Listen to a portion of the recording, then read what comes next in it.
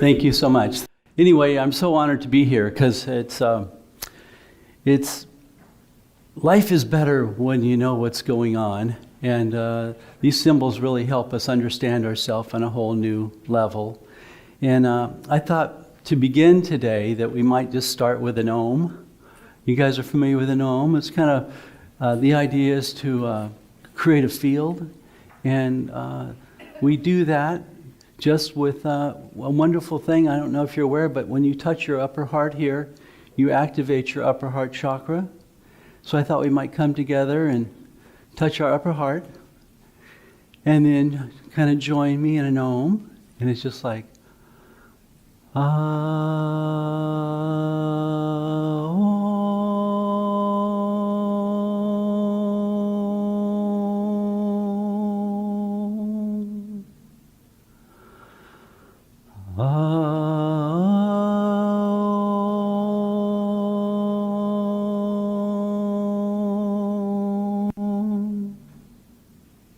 All right, that's great.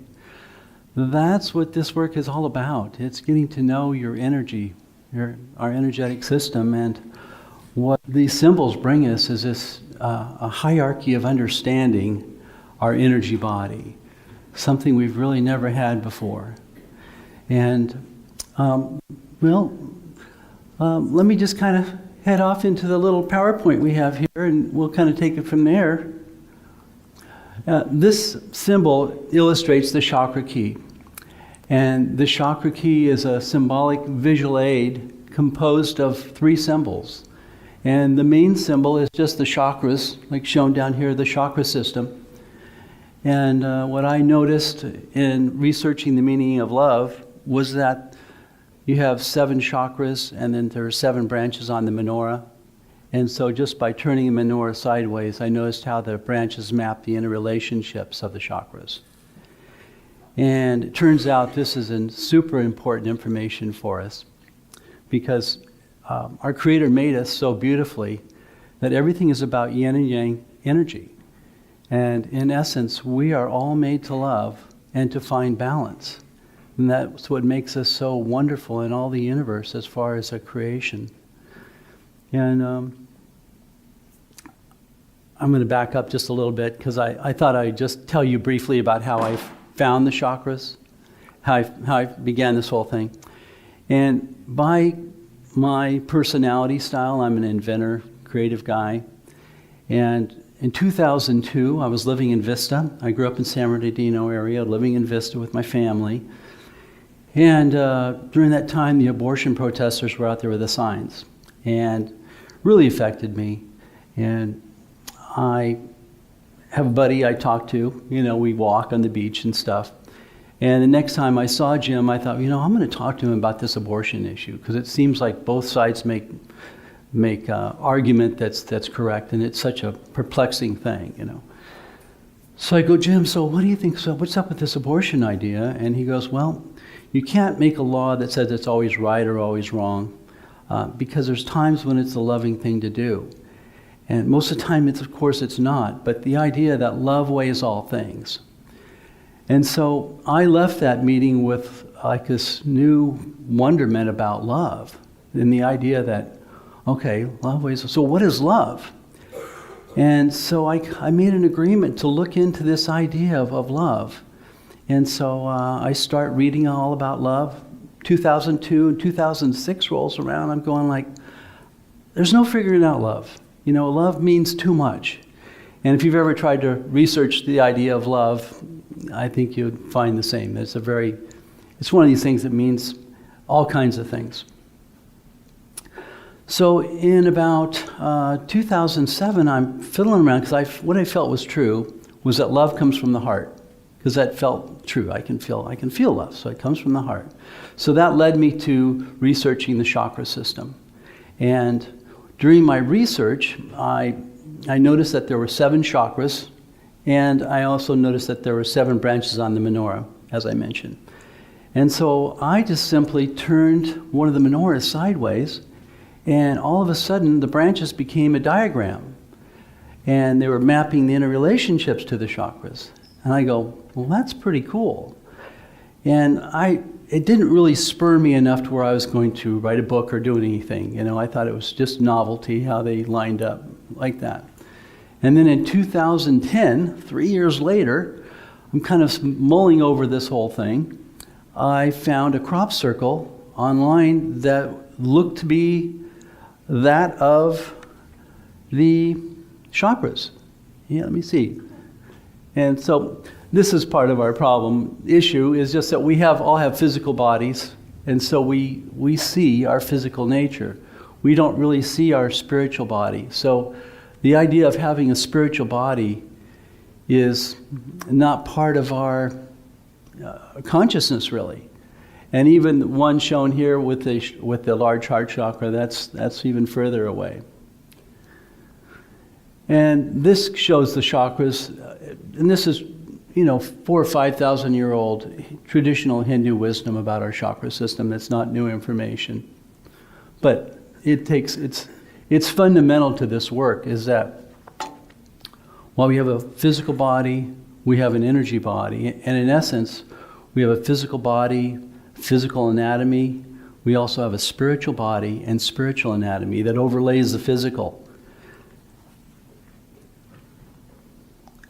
And this is a picture of somebody, because in essence, we're multidimensional beings, which is not too hard to contemplate, because it's something that we don't normally divide ourselves up into 7 or 9 segments, but there are times when we're very root, that would be red.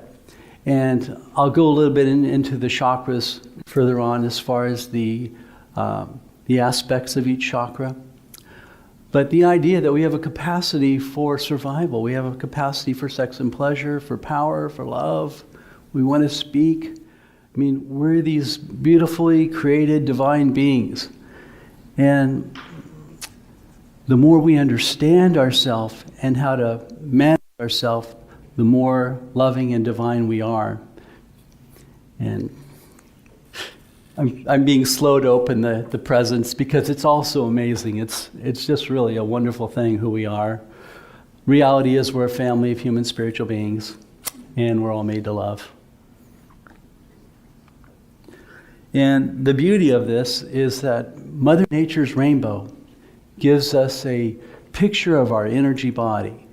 As the rainbow is the color spectrum, and when you see a rainbow, the first rainbow has red on the top. If it's a double rainbow, red will be on the bottom, so they're alternate energies. But this is kind of our Creator's way of saying, hey, there's more to you than just the physicality. And as we grow our awareness of who we are in these energies, and we relate the colors to frequencies, the more we can manage ourselves. It's just like if you're driving your car, if you understand the car, where all the gears are and everything, you can navigate and do what you want to do. But anytime you don't know how to use something, you don't use it. You're not aware of it. And in this way, we're at a deficiency. So this shows the menorah, and then that shows how it looks sideways, and that's what I saw, and it appeared to me that that was a pretty important diagram. And it turns out it's a super important diagram.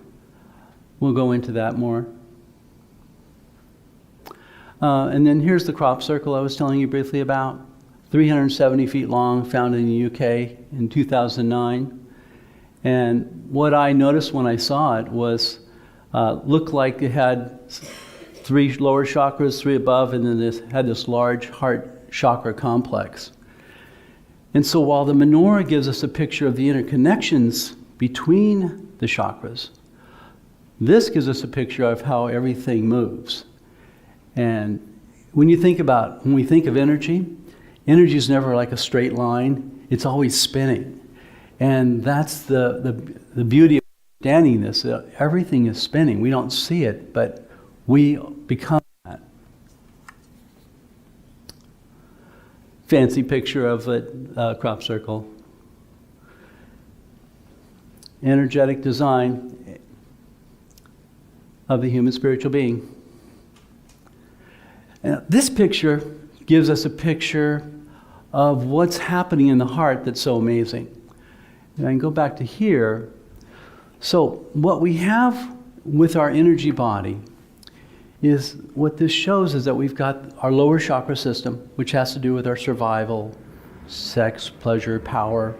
So there's an aspect of us, this lower chakras, it's like a complex. But we also have the upper chakras shown here. And we have our connection to the divine. We have our brow chakra, which gives us our ability to see within, to see without. And then our throat chakra, which I've surmised in my investigations that our mind's both intuitive and logical. And I believe our throat chakra has to do more with our logical thinking mind. We want to speak our truth. We want to live by our conscience.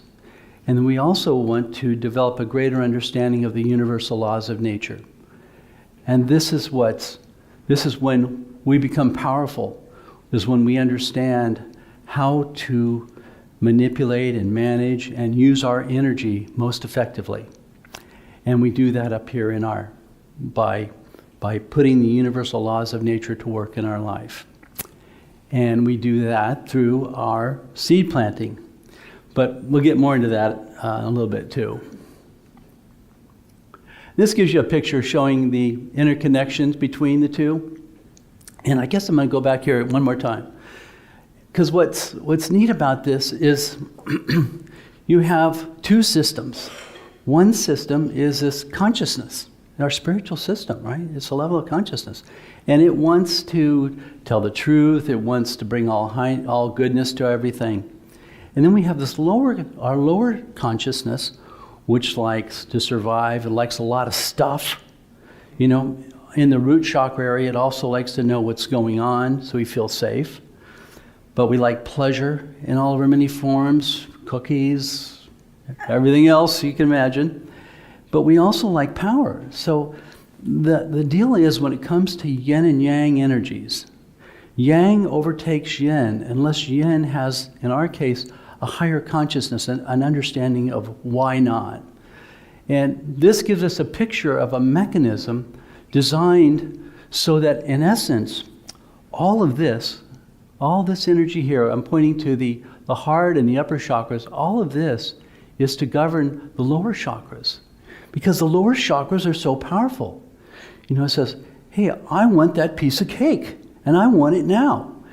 And so if you don't understand the problem with that, you just say, right on, enjoy. But if there's a problem with that, we want to be able to say no. And what's happening with this, I call this little area here, this lower heart chakra, I call that the lower heart chakra because I don't know anything else to call it. So it's the lower heart, and this is the upper heart chakra. And keeping in mind, we are composed of this yin and yang energies. And the lower root chakra would be yang, because it's like we want stuff. Like yang energy is expressive, yin energy is receptive. And so our expressive self, we want to survive, so we want stuff. And so everything is in this formula. It's yang, sacral is yin, because we want to feel pleasure. So, and then what you'll find out also in this is that all of our chakras, each chakra is both yin and yang. Like the root chakra, for instance, is primarily a yang. It wants stuff. But it also wants to feel relief. So that within our energy systems, we're like systems within systems within systems. And so just within this system here is a complex of information. That's why it's kind of accurate to perceive ourselves as these different colors, because it's kind of like, I've even thought about it kind of like an application. We have these 9 apps within our system that all work together. And the more we understand them, the better we're able to control them. And I'll say this more than a few times, but the idea that thought is electric and it becomes magnetic as we feel into it. And so thoughts up here, I mean, we can perceive things all day long, but until we act on it and feel into it, it doesn't become energized. And that's what happens here. And so this situation where with the piece of chocolate cake or ice cream or whatever, our root chakra is coming down saying, I really want that cake. And so it bumps into resistance up here because we're bringing this high consciousness into balance, bringing the lower chakras into balance. And so we have the culmination of our three high centers meeting the culmination of our three low centers in the heart. And so what you wind up with is a system designed to bring balance through bringing higher consciousness or lower consciousness into the field. And then the result of that is we're a walking expression of our current level of consciousness. And so you can think of all the different ways that this might be important. Like when you're running from a lion, you have to perform. Energetically, I'm red energy. I'm doing this. So the beauty of this is that the more we understand this phenomena, the more we can, through education, understand our options. Because ultimately, when we have a better understanding of something and our better, higher options, we can make better decisions and we can manage our energy better. Because ultimately, it's all about this energy. So, any questions about this beautiful symbol? You guys? It's kind of interesting, isn't it? Yeah. I've always thought it was really cool. So, let's go on. This is more of a close-up showing that interactivity between the lower chakras and the upper chakras, how it comes together. And I have another image that's real cool. I'll show you in a minute. But this slide shows the idea that we have within our three key centers, we've got instinctual energies, we have emotional energies, and we have psychic energies in motion. So again, we're this complex of consciousness, and each consciousness is vying for control, as you can imagine. And the idea of anytime you have an energetic center or something energetic, it wants to survive and wants to grow. And the phenomena that occurs is where your attention goes, your energy flows. And so if you're a sports guy, you want to grow that solar plex energy, you like to watch sports, and this energy is something you grow. And the more we grow something, the more it develops in our life. And so this is another aspect of personal development that we keep in mind, that what we feed with our attention, what we feed in our life. And that's why it's good to have a good understanding of managing your attention. And speaking to that, there's a concept of witness consciousness. Has anybody ever heard of this idea? Okay, the idea with witness consciousness is that, in essence, we can step outside of ourselves and we can do this personal analysis. You can say, okay, Rick, where are you right now? Well, I'm feeling this or I'm feeling that. And wherever we are, if we're not pleased with that energy associated with that, or the funk or whatever, we can make change to that.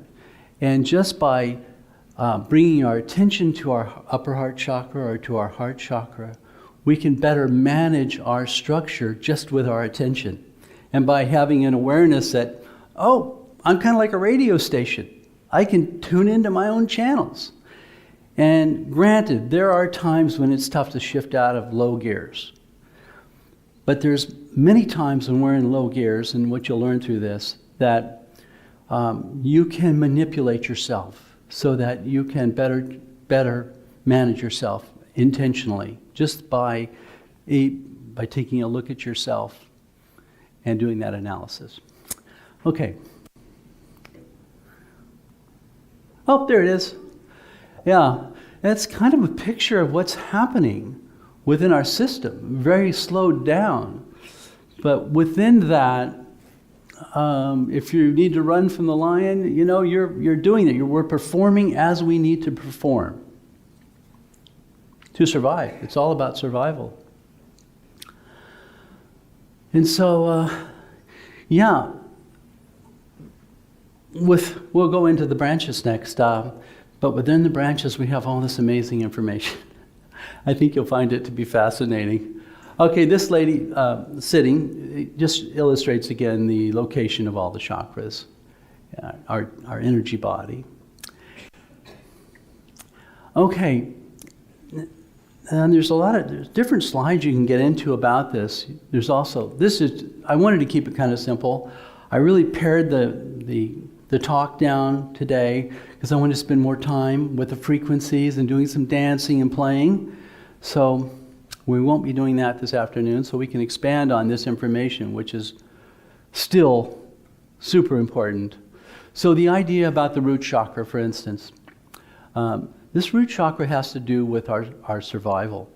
But survival goes beyond having enough food and water and things you need to survive. Our survival has to do with our self-worth. You know, am I safe? Am I safe today? Am I safe tomorrow and next week? So we have a root chakra, and this aspect of our life connects directly to the crown chakra, which has to do with our spiritual antenna. And in my investigations to this, first off, imagine that as above, so below, but also imagine this as yin and yang energies, just another way to manage our survival. As far as from an engineering perspective, our Creator made us so that, most importantly, we would survive, but we are always tapped in to the Creator. I mean, there's no secrets what's happening in our life at any time.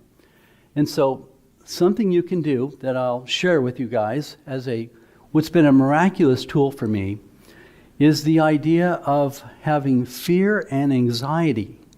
And I don't know, I think we all go through fear and anxiety at some point. But the idea of being able to take the energy of anxiety or fear and give it to the crown chakra is very powerful. And for me, where I first, ran the experiment, and that's what's cool about this stuff, is you can run the experiment to see if it works. But my girlfriend, back in 2016, passed away. And it was a horrible thing, and I had tremendous anxiety about this. And so one day, I'm just sitting in my anxiety, and I thought, well, I'll just try to run the experiment. And I heard that you visualize either a violet flame or a golden orb up here in the crown chakra. It can also be a star. And the idea, what I did was I just took that anxiety from the root and I just kind of brought it up into this crown chakra. And I just kind of burned it away. And what I found sitting there within about 2 or 3 minutes, it wasn't 5 minutes, but a little bit of time with that, and it just went away. And a little later on, it'd come back some, and I would just give it away again. And it wasn't long before I figured out this bit of not magic, but it's almost like the trash can on your computer. If you could take worry and just throw it into the trash can. But beyond that, what I do is when I have things in life that I bump up against that are scary, like even to do a presentation or something, or just things in life. We all have things. Just to give the issues that are beyond my control over to the divine, to give it to God, sort of thing. I mean, it's not a new idea. What's a bit new is the idea about being able to kind of manipulate that energy to where you give it to this area, this aspect of the crown. And I know it's the kind of thing that no pill, no even counseling, I mean, things we are made to, as our equipment is made to resolve things in a certain way, and it seems to be that's a super effective way to manage the anxiety, which is a biggie. Okay, any questions about that? Okay, I'll keep moving on because everything's amazing on this. Okay, so sacral chakra. This is a big one because our sacral energy is so powerful, especially at certain times in our life. And sacral energy is a feeling energy. We like to feel, right? But it's also yin and yang. So while our sacral chakra likes to feel pleasure, it also wants to feel satisfaction. because it doesn't really, and it gets satisfaction from the brow chakra up here. That's the brow. And when we get, so the idea with when we are in alignment with our intuition, when we see the big picture, when we're doing something that has alignment, that's right, that's good, that's wholesome and everything, now we are able to drop into the sacral in a way that feels a whole nother level of pleasure and satisfaction. And it's the only time I think that it's really proper to be with somebody sexually, but especially just, there's all kinds of things we do in the sacral as far as creativity. So this relationship between the brow, it's such a big deal, the brow to sacral. Because when you think about it, the brow chakra has to do with our ability to see. We see within, we see without, it's our command center, right? And so when you think about the brow chakra and the importance of programming, because in essence, when we watch, whether it's the news or whatever we watch, what we take in, we're taking that into our programming. And so the brow is so wonderfully made, so the brow drops into our sacral so that we can feel into that, our gut intuition. And so that, in that way, we have within our structure the ability to weigh into our decisions, and we can feel it.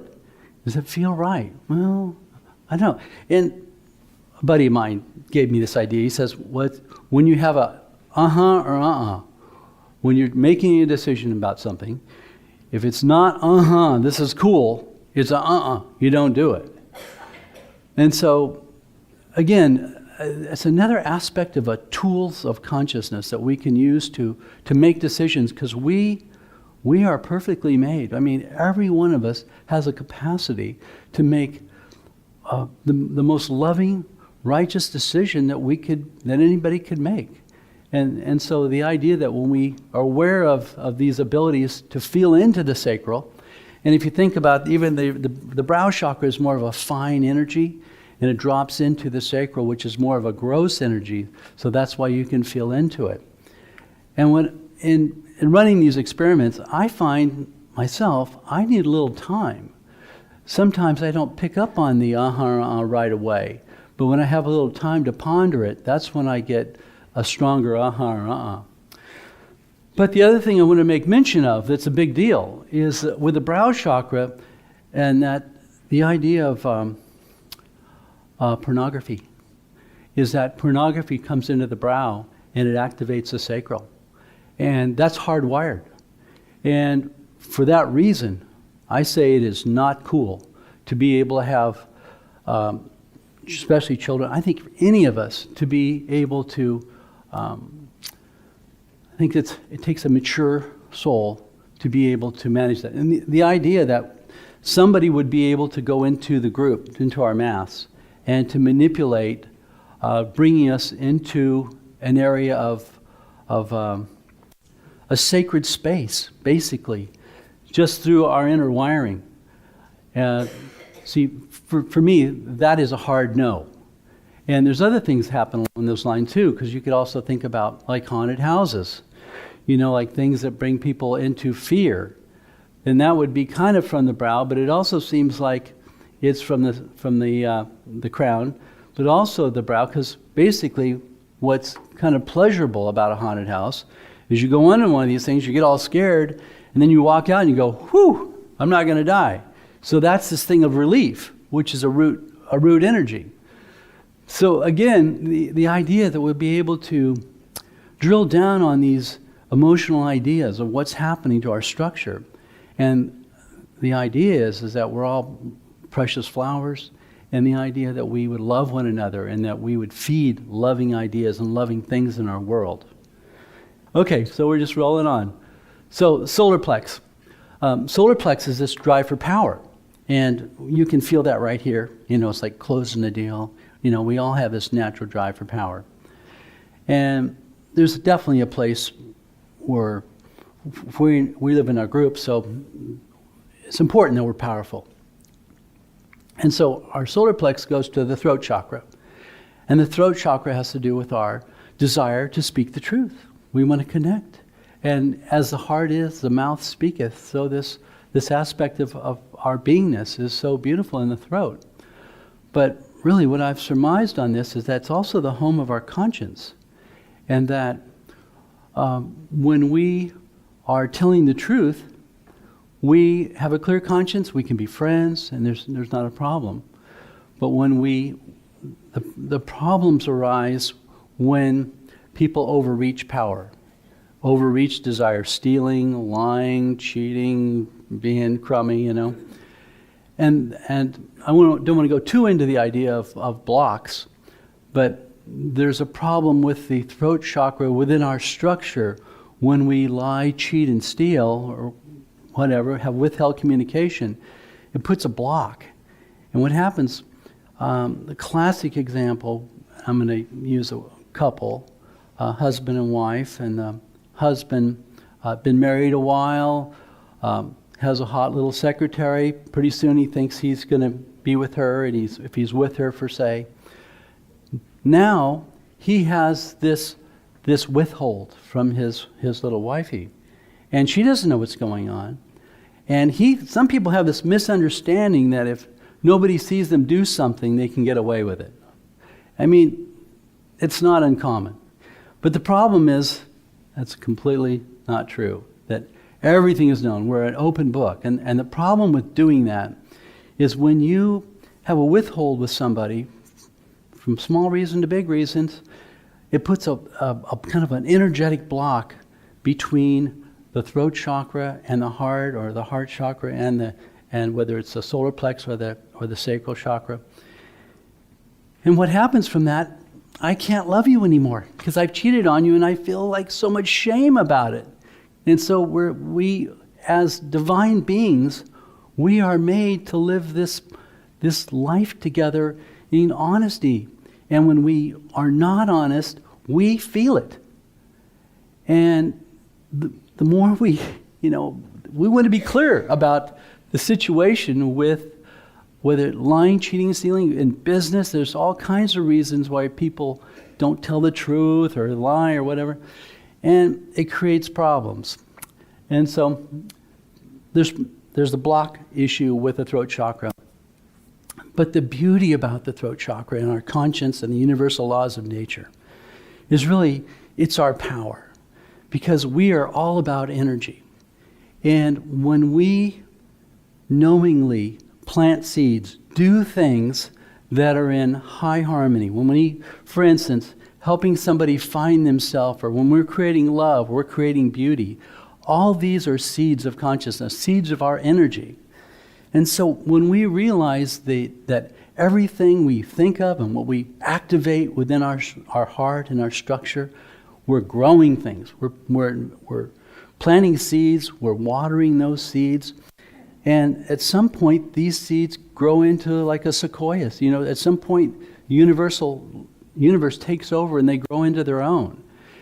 And so this is why, from my perspective, I would say my best wish would be for all you guys, for everybody that's aware, to become teachers, to help other people figure out what's going on in this world so that we live high conscious reality, that we live in love, that we live in higher consciousness, that we're just growing the field of love.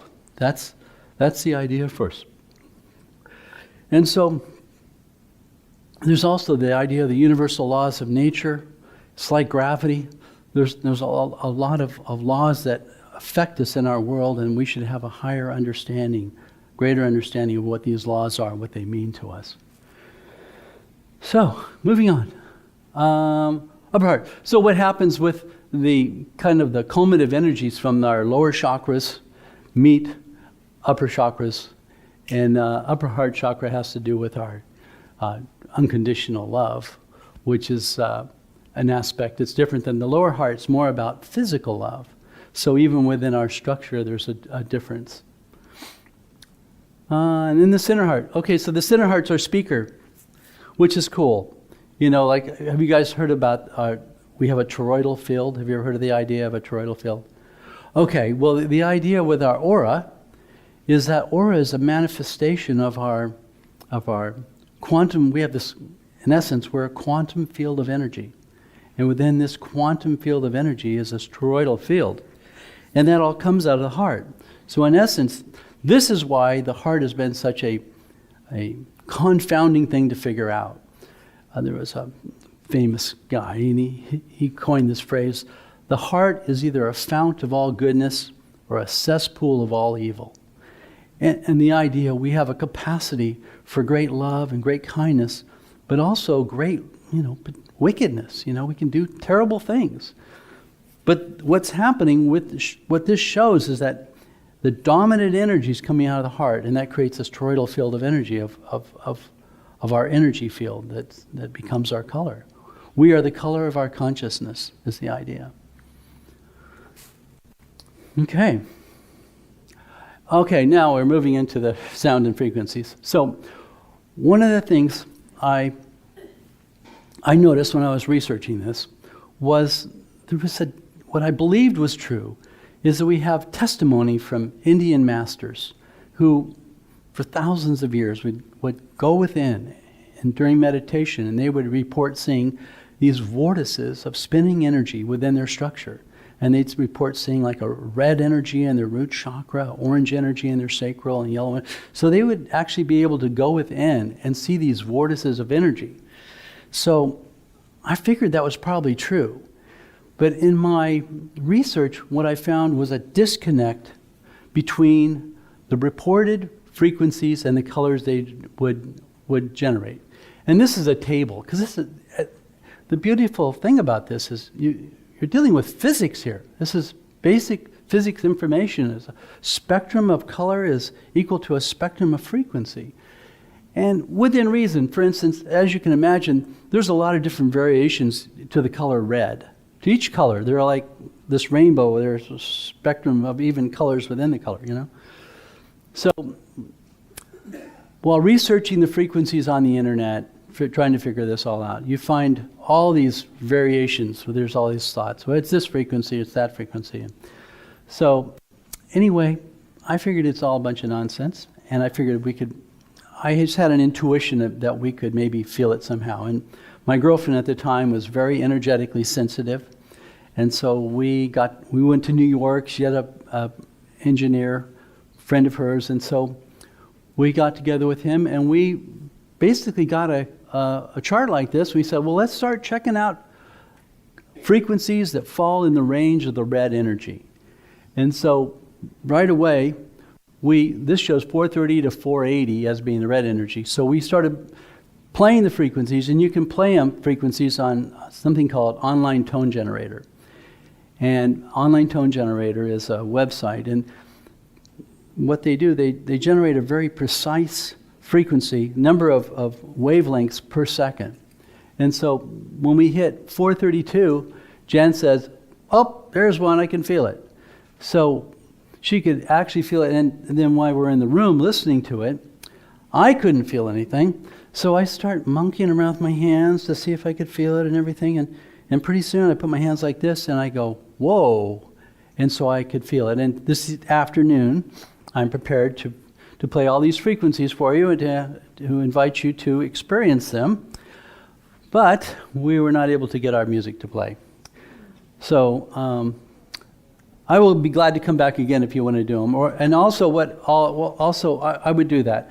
But also, what I do is to direct you to my website, and I have all the frequencies on the website, and so you can kind of play them on your own. But it is kind of fun because it's kind of weird because the frequencies become almost an appendage, because they're so whoa, and the idea I'll carry on here just like we were going to, and the idea is it's called sympathetic resonance, and the idea is that our body's an instrument, and the chakras are the strings, and we're all tuned the same. And when you think about it, of course we're all tuned the same, otherwise we wouldn't feel one another. And I'm sure you've had this where you feel another person's vibes, and you can tell when somebody's vibes are on or off, but the idea that we can activate our chakras when we're in the presence of the precise frequency of that particular chakra. And I have an extended study on the chakra frequencies. And you saw the interconnections between like the root and the crown chakra frequencies. Everything divides into everything evenly. And this was not manipulated. It was just, when we got done, we started doing the math on this stuff, and it's amazing. So that's another course, though, just to talk about the frequencies. But in this way, we're kind of like bioenergetic beings. We're fully engineered species, and we vibrate at these specific frequencies. And so here's we go into the root chakra, 432. And the thing is, we'll mention that when it comes to frequencies and musical notes, it's kind of like an octave. Like 432 is the root chakra, but you can cut it in half. You get 216, and that'll also activate the root chakra. Cut that in half again, you get 108, and there's 108 beads on a mala. Are you guys familiar with a mala necklace? It's an Indian necklace in India. There's 108 is a special number for our Indian friends, and it's the root chakra, basically. Without being able to hear it, it's... well, I can get into this, and we can go into this direction, which is more informative. I come from the graphic business, and my friends are graphic artists, and they help me make all these cool imagery. And what this image is, it's shown across these panels here. And basically, we're able to color code ourselves as levels of consciousness, which is awesome, because we're able to, based on understanding the idea of the root chakra, it's a red color. So basically, with this kind of a chart, we can understand ourselves as levels of consciousness, where it's located, dominant expression, motivation, what to follow. Like for the root chakra, it's primarily yang, like I mentioned, but it's also yin. It wants to relief. So everything is yin yang. So within our system, we are made to find balance in these multiple levels, so that we would live in a state of homeostasis, or in a state of balance. And that's the idea. And you can extend this out. This goes out 30 columns, because ultimately the vision is as we are made in this way to live in perfect balance, we make all things in our world. Because ultimately we are made of systems within systems within systems. And that ultimately our social structures would be just another system. So in essence, everything is made to love. And everything is made to evolve in love. Because just how everything comes out of the heart chakra, shown here, that we are a walking expression of love in whatever that looks like. When we're walking from higher consciousness, that expression is of course more beautiful. But one could argue that the most fun aspect of doing something would be involved in something where you feel sexy, you feel powerful, you feel in love, and it's all good. So that ultimately is the measure of what we do in life. What makes you feel sexy? What makes you feel powerful? What makes you feel good? When we're doing those things, we're jamming. We're happy. Our light is bright, because ultimately our light is a reflection of our inner state of beingness. Well, this is called the ChakraKey worksheet. And what this does is it gives us a way to bring high conscious reasonings to the things in life, and the idea that we can label a topic, should I join the Army or the Navy or do this or that, and the idea that we would seek first the kingdom of God when we're making a decision. And then the next thing would be, let's see, what's the big picture here? Is this a good idea? What's my intuition say about it? Do I get a hell yes, on that? And then you look, what does my conscience say? What does my conscience say right here? And with my conscience, it says, yep, this would be good. I like the planting. I like this is high conscious idea. And then I kind of drop down to this. Does it help me to survive? Does it feel good? Am I empowered? So basically, while it's important for one person, each of us, to make high conscious decisions, collectively, it's even more important that we make decisions. And so we collectively should make decisions based upon higher reasoning. So it's yep, I get a yes, the big picture is cool, and my conscience says it's good. And so that's how we begin to come into alignment. And that's the idea for us ultimately, is to live in alignment with who we are as divine beings, so that we're living in love, we're aware of what's happening, what we want to manage, what we want to grow. We're living at creative cause, because we're all putting some cause into the world all the time. But sometimes that cause is just a reactive cause. It's just, I'm just doing it. It's not really what I want, but it's what I'm doing. And the idea that we would live in a state of creative cause, where we're intentionally putting something out there that we know is wonderful, ideal, it's loving.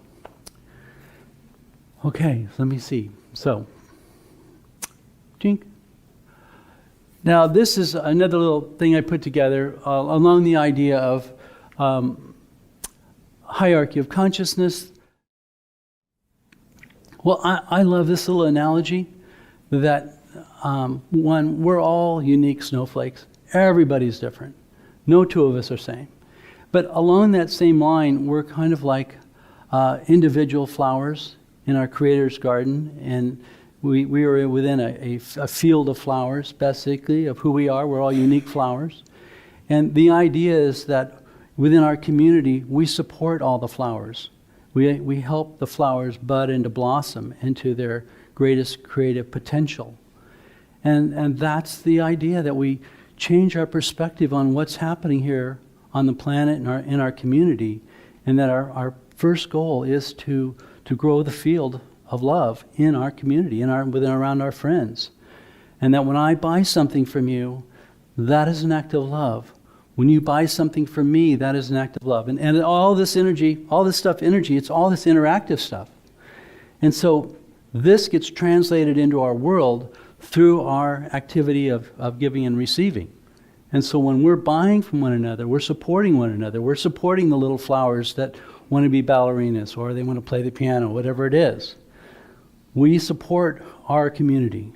We grow the field. And so the idea here is as we are made in this hierarchy of reasoning, that all things become that this is our model for recreating our social structures here on earth, that everything is made to love. And there's things in life that we want to grow, and there's things in life that don't serve us, that we don't want to grow. And so basically we don't feed it with our money or our attention. And this is kind of basically the model for the evolution of humankind right here, which is amazing to think. But it's a system of understanding that we can use to understand ourselves and apply to our world. And this is what does it. It doesn't happen without a structure, without understanding, without consciousness, without logic. And there's logic to this and everything. So where are we right now? And what's my plan is we've got these really great visual aids. We've got music that brings it all home.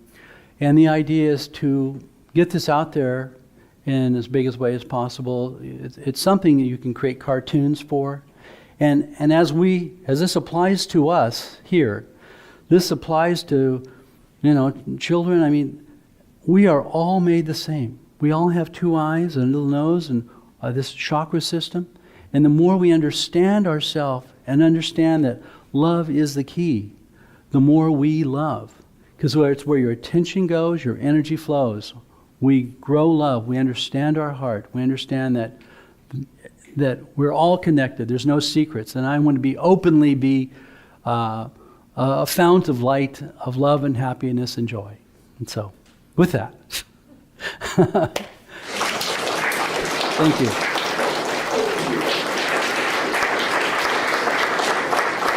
Okay, any questions? I don't know if you have studied this a little bit, and how it connects with the chakras, but Jin Shin Jutsu, it's a little bit like acupuncture without the needles, and it's a healing method, and I've been doing this now for about 20 years with practitioners both in Arizona, and there's a woman here in San Juan Capistrano that does it. But it works with the chakras and the energy releasing where you get your energy stuck. Yeah. And that causes pain. Yeah. And when she unsticks my pain, so to speak, and she uses a crystal too, that tells where everything is. And it is actually the only thing that helps my knees and my arthritis and my heart, basically, not physically, but emotionally. Yeah. Well, that's the thing. Dis-ease is the beginning of all disease. You know, this idea of shame and guilt and just how things can happen in our life. But this concept of our energy body, because we can't see it, it's been this fuzzy technology. And, you know, this is very powerful healing, what she's talking about. Go ahead. I'd like to thank you. I learned a lot today, especially the way you organize things. And I just have a question about the menorah. Sure. The significance of it, or is that something you discovered? And one thing I observed is it makes a circle. It makes a circle the menorah? From the root to the crown. It's no beginning, no end, and it's kind of interesting. But is there any significance to why it's a menorah, whether it's Judaism or whether it's what the origin is? Well, in my research, there have been a lot of symbols kind of like the menorah. In India, they have these snake heads. It's the same number. And so I think that because you can't see the energy body, I think whether it's our career, I think we've got these different symbols that have been with us for a long time to try to help the kids figure things out. And see, when I saw the menorah, for me, I'm kind of an engineering guy. I just saw it as a diagram, seemed to make sense to me. And then when you investigate it further, it seems to make more and more sense. And so I think it's definitely a symbol, and just the idea that our Creator would make us with all these yin and yang energies to bring balance. Like if we didn't have something to balance the sacral chakra, if you think about that, we just running around with this powerful sacral chakra without some way to bring it in, our world, complete chaos. We would not make it. And even with the solar, so these energy centers are so powerful, and what you feed is what grows. So if we didn't have some way of managing our energy centers, we would not be able to survive. We would just kill each other, basically. And especially at a younger age when men have all this testosterone flowing around. So it's just like we are an engineered species. We're designed to live in balance. We're in essence, we're avatars, and we have this wonderful capacity for finding balance. And that's the idea, that we would be able to live and create life and create beauty and life in a wonderful, balanced way. I'd like to add something to the discussion. There's a book that a Dr. Christian Northrup wrote a few years ago, and she connected all of the chakras with parts of our bodies. Oh, yeah. And through healing, what is the difficulty at the different points of the chakras helps heal the body. And so she's written quite a lot about the connection with the body and how it relates to the chakras. And it's definitely a book that is really well read by women in general. Well, that's the thing. You're entering a topic that is so deep, because these energy centers go right to our organs, you know, so you have to decide to have this topic, what aspect of it you're going to discuss. And from me, my perspective, so much, it's so important we understand it emotionally, and just understanding it as ourself, as energy beings, and that it's part of the art of life, is that we understand what's happening, and that we're able to walk in love. We're able to walk in kindness and peace and have fun, and, you know. Hello. I'm really intrigued with the frequency aspects of all of this, and I've worked a lot in the past with Tibetan bowls and bills. Yeah. And got tremendous results with that. Yeah. But I also would like for you to talk a little bit about the Kundalini and awakening the Kundalini through all of this process.